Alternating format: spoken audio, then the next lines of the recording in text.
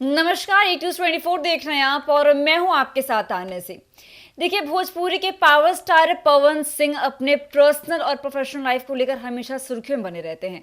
लेकिन इस वक्त तो सबसे बड़ी खबर निकल के सामने आ रही है, वो ये है कि पवन सिंह अभी काराकाट में मौजूद हैं। काराकाट की जनता के समक्ष मौजूद है, जहां उन्होंने सूर्य मंदिर में जाके पूजा अर्चना भी की है और साथ ही जनता को संबोधित भी किया है। लेकिन उन्होंने कई बड़े खुलासे भी किए, जिसके बारे में आज हम अपने दो सहयोगी से बात करेंगे। दो हमारे साथ जो मौजूद हैं, प्रिया और स्नेहा। सबसे पहला सवाल करेंगे हम प्रिया से। तो प्रिया, पहला सवाल मेरा आपसे ये है कि पवन सिंह अभी काराकाट में मौजूद है, काराकाट की जनता के समक्ष मौजूद है, जहां उन्होंने जनता को संबोधित भी किया है, लेकिन साथ ही राजनीतिक सवाल से काफी बचते हुए नजर आए हैं। इस पर आपका क्या कहना है? देखिए, रही बात पावर स्टार सुपरस्टार कहे जाने वाले भोजपुरी स्टार यानी कि पवन सिंह की, चर्चे में बने रहते हैं। पवन सिंह लगातार इन दिनों काफी सुर्खियां बटोरते रहे, लेकिन इस बीच पवन सिंह काराकाट जाते हैं, जहां बिहार का सबसे महापर्व यानी कि छठ पर्व की शुरुआत हो गई है। इस दौरान पवन सिंह का काराकाट जाना बड़ी बातों को खुलकर सामने रखने वाली हो गई है, क्योंकि बात किया जाए उनकी धर्मपत्नी ज्योति सिंह का, वो भी दशहरा के पावन मौके पर वो काराकाट की जनता के बीच जाती हैं और किस तरह से उनका स्वागत सत्कार किया जाता है, ये वीडियो सोशल मीडिया पर भी मौजूद है। लेकिन जैसे ही पवन सिंह काराकाट जाते हैं तो ना सिर्फ इसे कहा जाए बिहार के लोग त्योहार के जरिए से देख रहे हैं, बल्कि इसे राजनीति पहलू से भी देखना शुरू कर दिए हैं। यानी पवन सिंह काराकाट से चुनाव लड़े थे लोकसभा चुनाव में, और काराकाट सीट हॉट सीट बन गया था।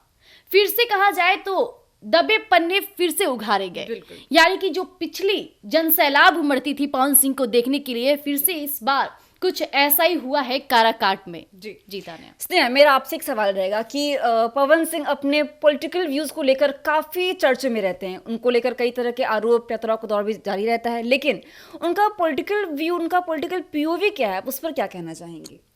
देखिए, अगर पवन सिंह की बात की जाए तो उनकी पॉलिटिकल सोच को समझने के लिए हमें थोड़ा पीछे जाना पड़ेगा। जब लोकसभा चुनाव हुआ था तब पवन सिंह ने काराकाट से चुनाव लड़ा था।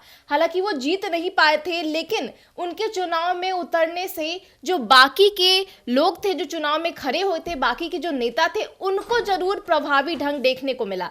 एक तरफ जहां उपेंद्र कुशवाहा को हार मिली, दूसरी तरफ जो राजा राम सिंह थे उन्होंने जीत हासिल की। तो सीधे तौर पर पवन सिंह की बात करें तो वो राजपूत समाज से आते हैं, तो पवन सिंह की अगर बात करें तो वो राजपूत समाज से आते हैं, और ऐसे में जो राजपूत का वोट बैंक है वो सीधे तौर पर पवन सिंह के ऊपर आ पलटा। तो यहाँ पर सीधे तौर पर उपेंद्र कुशवाहा से उनका वोट बैंक कटा। उनको राजपूत समाज के लोगों ने वोट देना जरूरी नहीं समझा और सीधे तौर पर पवन सिंह की ओर आकर्षित नजर आए। तो अब देखिए, बिहार विधानसभा चुनाव आने वाला है 2025 में, तो सीधे तौर पर पवन सिंह इसको लेकर के तैयारी अपनी तेज रखे हैं। हालांकि अगर बात की जाए लोकसभा चुनाव की तो उस वक्त उन्होंने बीजेपी से सदस्यता ली थी। हालांकि उनको आसनसोल से लड़वाने की बीजेपी ने टिकट दिया था। इस बात पर पवन सिंह ने नाराजगी जाहिर की थी और उन्होंने बाद में निर्दलीय काराकाट से चुनाव लड़ने का फैसला लिया था।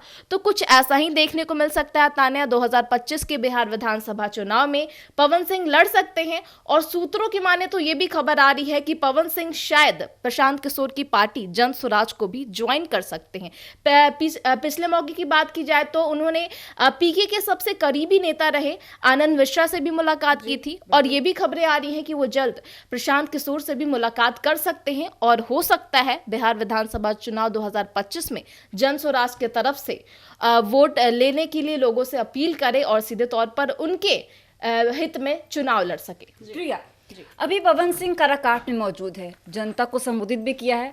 जनता ने पवन सिंह से कई तरह के सवाल पूछे, लेकिन जिसमें सबसे बड़ा सवाल था कि उनका political point of view, political questions काफी जनता ने किए, जिससे पवन सिंह अपने आप को बचाते हुए नजर आए हैं। बिल्कुल, इस पर आप क्या कहेंगे? देखिए, साफ तौर पे देखा गया जो वीडियो खुलकर सामने आ रहा है उसमें पवन सिंह कहीं ना कहीं मीडिया कर्मियों से दूरी बनाते दिखे गए।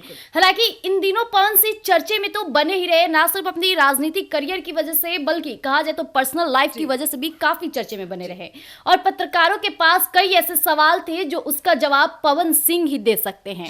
बात की जाए ज्योति सिंह पवन सिंह के रिश्ते को लेकर, इस पर भी पवन सिंह चुप्पी साधते रहे, लेकिन जैसे वो काराकाट दोबारा आते हैं, इस बीच उनसे सवाल करना लाजमी हो जाता है। जैसे कि तान्या, आपको पता है कि पवन सिंह जो है नवीनगर जाते हैं, कई घाटों का निरीक्षण करते हैं, लोगों से जनसंपर्क भी करते हैं, लेकिन पवन सिंह के चेहरे काफी ज्यादा बातों को खुलकर सामने रख रही थी कि वो डरे सहमे नजर आए। क्योंकि इस बीच क्या होता है कि जो मीडिया कर्मी है वो पवन सिंह को सवाल के घेरे में लेना शुरू कर दिए थे। आपको बता दें कि 3 विधानसभा क्षेत्र ऐसे हैं जहां से पवन सिंह अपनी चुनावी राजनीति के लिए पहलू करना शुरू कर दिए हैं। बात किया जाए तीनों क्षेत्र की, गोहा, ओबरा व नवीनगर, तीनों औरंगाबाद क्षेत्र में है। अब बात खड़ी हो जाती है यहाँ पे कि औरंगाबाद यानी नवीनगर में लगातार पवन सिंह का जाना, नवीनगर का लोगों का पवन सिंह के नारे लगाना, पवन सिंह जिंदाबाद के नारे वहां से कई बार लोग लगाते रहते हैं। और जैसा कि स्नेहा जी ने भी कहा कि राजपूत समाज का वोट साधने का कार्य किए थे पवन सिंह चुनावी दौर में, लोकसभा चुनाव में। यहाँ तक की बात की जाए कि जब पवन सिंह हारे भी थे तो उस वक्त राजपूत समाज के लोगों को काफी ठेस पहुंची थी। और आज भी काराकाट की जनता और राजपूत समाज वहां के यही कहते हैं कि पवन सिंह नहीं जीता, कुछ कारणों की वजह से नहीं जीता। कहा जाए तो इसके पीछे बड़ी साजिश भी बताई जाती है, लेकिन जहां बात आ जाती है उपेंद्र कुशवाहा की, वहां से तो वो हार ही गए। और काराकाट की जनता नहीं चाहती थी कि लगातार उपेंद्र कुशवाहा वहां से डटे रहे। इस बीच एक और सबसे बड़ी बात हो जाती है कि 3 विधानसभा क्षेत्र और है, डेहरी, नोखा और काराकाट, जो कि रोहतास जिले में है। और तीनों से पवन सिंह का दबदबा काफी देखा गया था लोकसभा चुनाव के दौरान भी। जब भी पवन सिंह और उनकी धर्मपत्नी ज्योति सिंह जनता के बीच जाती थी तो वहां के लोग खूब समर्थन किए। यहां तक कि नोखा की बात की जाए तो नोखा में भी पवन सिंह के खूब चर्चे हैं। पवन सिंह का लगातार सुबह शाम वहां दौरा करना बड़ी बातों को खुलकर सामने आई। लेकिन इस वक्त की बात की जाए, पवन सिंह काराकाट जाते हैं, काराकाट में घेरे जाते हैं खासकर मीडिया कर्मियों के द्वारा, लेकिन इसके बावजूद पवन सिंह बचते दिखे। साफ तौर पे कहते रहते हैं कि बिहार का महापर्व छठ पर्व है। इस पर आप कुछ ना ही बोले, राजनीतिक पहलू से मेरे से प्रश्न ना ही करे तो बेटर होगा। पूजा का समय है, पूजा की प्रश्न कीजिए। और पवन सिंह बचते निकले, यानी साफ तौर पे यहाँ जाहिर होता है कि पवन सिंह किसी भी प्रश्न का जवाब नहीं देना चाहते हैं, चाहे बात की जाए उनकी धर्मपत्नी ज्योति सिंह के बारे में। लेकिन ज्योति सिंह लगातार जब भी मीडिया कर्मी सामने उनके जाते हैं तो वो पवन सिंह की एक बात भी नहीं काटती है, पवन सिंह की तारीफें भी करती नजर आती है। ये भी बात बोलती है कि पवन सिंह ही हमें काराकाट भेजे हैं, लेकिन पवन सिंह कोई जवाब नहीं देते हैं। इसे देखा जाए दोनों पहलू से हम देख सकते हैं, पर्सनल लाइफ से भी उनके रिलेटेड और प्रोफेशनल से भी। जी बिल्कुल।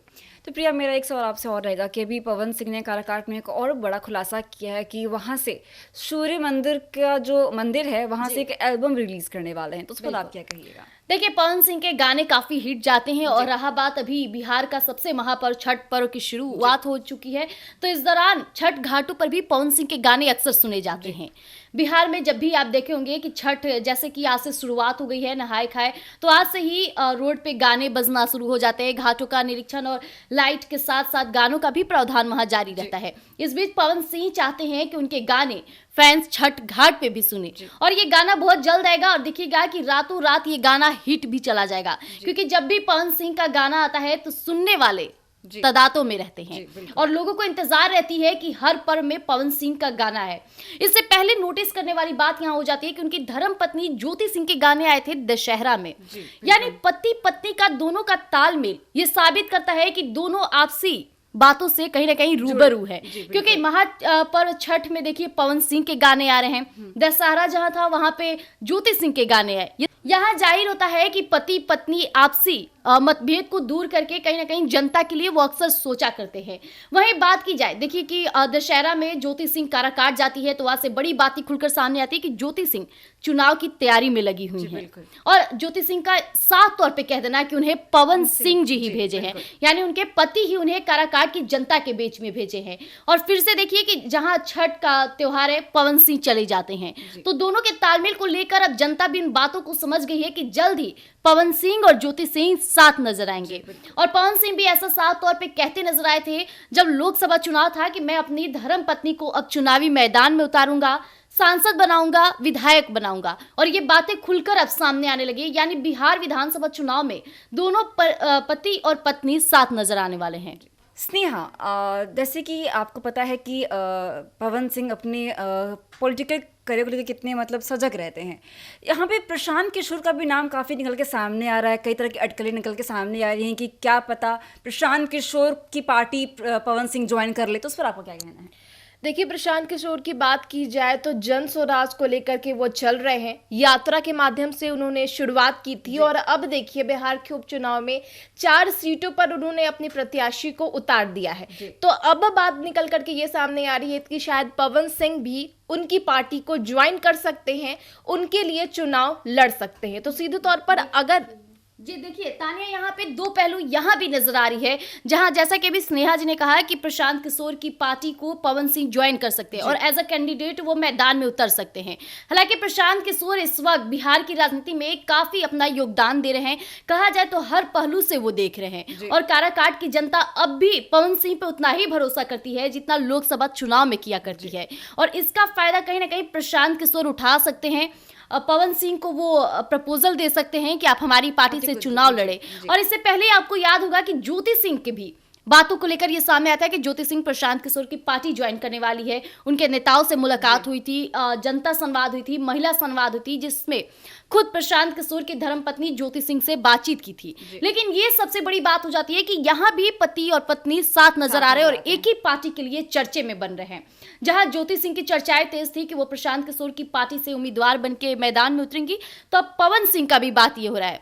यानी साफ तौर पर जो इतने दिनों से बड़ी क्यासे लगाई जा रही है पवन सिंह ज्योति सिंह के रिश्ते को लेकर, ये साफ जाहिर होती है कि दोनों के बीच में बातचीत और तालमेल अभी भी जारी है, क्योंकि प्रशांत किशोर की पार्टी से दोनों का खुलकर सामने आना। अब देखने वाली बात ये होगी कि वाकई पवन सिंह क्या प्रशांत किशोर की पार्टी से चुनाव लड़ेंगे या निर्दलीय ही फिर से चुनाव लड़ेंगे। जी एक और बात तान्या ये भी सामने आ रही है कि अगर पवन सिंह जन स्वराज को ज्वाइन करते हैं, पीके की पार्टी को ज्वाइन करते हैं, तो जो वोट परसेंटेज है वो तो बढ़ेगा ही, लेकिन जो जनसभाओं में जो भीड़ है वो पवन सिंह के नाम पर बहुत ज्यादा उमड़ेगी, क्योंकि पवन सिंह के फैंस और समर्थन काफी ज्यादा है। तो जैसा कि आपने हमारे दो सहयोगी से सुना कि किस तरह से पवन सिंह अभी काराकाट में मौजूद हैं, जहां काराकाट की जनता ने पवन सिंह का भव्य तरीके से स्वागत किया। साथ ही पवन सिंह ने भी जनता का संबोधन भी किया है, जहां जनता ने कई तरह के सवाल जवाब भी किए पवन सिंह से, जहां पवन सिंह राजनीतिक पहलू से काफी बचे हुए नजर आए। लेकिन देखने वाली बात यह होगी क्या पवन सिंह कहां से और किस तरह से चुनाव लड़ेंगे। लेकिन ये बात तो तय है कि पवन सिंह का जलवा बिहार विधानसभा में बरकरार रहने वाला है। तो फिलहाल के लिए बस इतना ही। ऐसी तमाम खबरों के लिए देखते हैं News 24। धन्यवाद।